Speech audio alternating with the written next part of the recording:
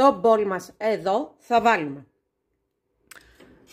μπανάνες, τις οποίες τις έχω πολτοποιήσει με ένα πυρουνάκι, είναι ώριμες οι μπανάνες μας. Ζάχαρη καστανή, ζάχαρη λευκή, εδώ την κρυσταλλική, μία βανίλια, το αυγό και μαργαρίνη την οποία την έχουμε λιώσει. Εδώ με το σύρματάκι μας θα ανακατέψουμε πάρα πολύ καλά για κάνα 3 λεπτάκια. Βλέπετε, ούτε μίξερ θέλει ούτε τίποτα αυτό το μπανανόψωμο, είναι πανεύκολο και πεντανόστιμο. Προσθέτουμε σόδα και λίγουλάκι αλατάκι, δηλαδή στη μύτη του κουταλιού. Αλεύρι για όλες τις χρήσεις.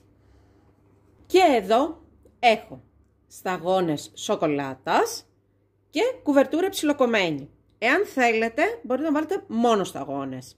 Το ίδιο είναι. Και τα δύο όπως τα βάλω εγώ. Επομένως, μέσα εδώ στο μείγμα θα βάλω εδώ την κουβερτούρα μου που έχω ψιλοκόψει και θα ανακατέψω πολύ καλά. Το μείγμα μου τώρα, όπως βλέπετε, είναι έτοιμο.